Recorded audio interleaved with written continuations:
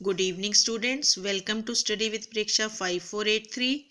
आज हम आपके लिए लाए हैं कक्षा 7वीं की सामाजिक विज्ञान में कार्य पुस्तक में अध्याय 2 दक्षिण के राज्य चालुक्य, पल्लव एवं चोल। सबसे पहले रिक्त स्थान भरने हैं। पहले रिक्त स्थान में आएगा मान्य खेत, दूसरे में दक्षिणापथ। बच्चों, विंध्याचल से लेकर कन्याकुमारी तक समस्त दक्षिण भारत का नाम दक्षिणापथ था। पल्लवों ने कदंबों के साथ मिलकर चालुक्य पुलकेशन द्वितीय की शक्ति के विस्तार को रोकने का प्रयत्न किया। चौथे में उत्तर है तमिल। कुरल तमिल भाषा का साहित्य है। पांचवा, चोल शब्द की उत्पत्ति तमिल भाषा के चूल शब्द से हुई है। चूल का अर्थ है भ्रमण करने वाला। सही गलत देखिए। चोल वंश पूर्व में नहीं था, दक्षिण भारत में था, इसलिए यह गलत है। राजेंद्र प्रथम ने बिहार पर विजय प्राप्त कर गंगई कोंड चोलपुरम नामक राजधानी की स्थापना की। ठीक। तीसरा भी ठीक है। तीसरे का आपकी पाठ्य पुस्तक में कहीं स्पष्ट वर्णन नहीं है। चौथा सही है, पांचवा भी सही है।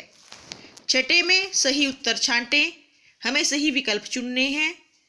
चालुक्य शुरुआत में अयोध्या में रहते थे। क सही उत्तर है। तोंडेयर शब्द तमिल भाषा का शब्द है। चोलों ने 200 वर्षों से भी अधिक समय तक दक्षिण के सभी भूप्रदेशों पर सत्ता बनाई। चौथे प्रश्न का उत्तर है ख। 1310 में अलाउद्दीन खिलजी के सेनापति ने चोलों पर अधिकार किया था। पांचवा, चोलों ने संपूर्ण साम्राज्य को 6 प्रांतों में विभाजित किया था। उचित मिलान करें। साम्राज्य राजा, राष्ट्र राष्ट्रपति, देश देशाधिपति, नगर पतन स्वामी, ग्राम गामुंड। अति लघु प्रश्न है क्रियाकलाप 3 में। एक शब्द में उत्तर दें। पूर्वी चालुक्यों की पहली राजधानी पिष्ठपुर थी। पल्लव शासक सिंह विष्णु के साम्राज्य का विस्तार कावेरी से कृष्णा नदी तक था।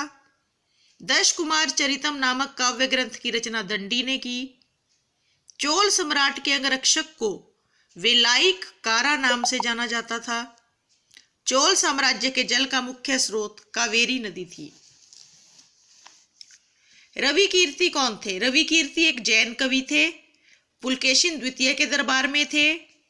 और ऐहोल एक नगर है कर्नाटक में बादामी के पास। यहां से 634 ईस्वी का एक अभिलेख मिला है जिसमें रवि कीर्ति ने पुलकेशिन द्वितीय की जीत का वर्णन किया है।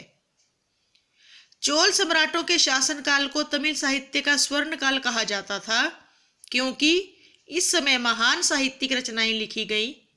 जैन विद्वान तिरुतक्क देवर ने जीवक चिंतामणि, तोलामोली ने सूलामणि और कंबन ने राम अवतारम नामक ग्रंथ लिखे जिसे हम तमिल में कंबन रामायण के नाम से भी जानते हैं। पल्लव शासकों के बारे में जानकारी हमें प्राकृत भाषा और संस्कृत के ताम्रपत्रों और समुद्रगुप्त की प्रयाग प्रशस्ति से होती है। चोल सैन्य व्यवस्था का वर्णन करें। चोल सेना एक विशाल व सुप्रशिक्षित सेना थी। इसे 70 रेजिमेंटों में बांटा गया था। इसमें 60,000 हाथी व 1.5 लाख सैनिक थे। अरब से घोड़े मंगवाए जाते थे। सैनिक छावनियों में रहते थे। उनकी शिक्षा, अनुशासन और प्रशिक्षण पर बहुत धन व्यय किया जाता था। पल्लव शासक महेंद्र वर्मन का व्यक्तित्व और कार्य। महेंद्र वर्मन प्रथम साहित्य एवं ललित कला का प्रेमी था। उच्च कोटि का कवि और गायक था। उसने मत्त विलास प्रहसन नामक संस्कृत ग्रंथ लिखा। उसने त्रिचिनापल्ली, चिंगिलपुट व अरकाट में बहुत से मंदिरों की स्थापना की और एक झील का निर्माण कराया। वह आरंभ में जैन था परंतु बाद में शैव बन गया था। नीचे एक मंदिर का चित्र है। यह मंदिर मामल्लपुरम का रथ मंदिर है।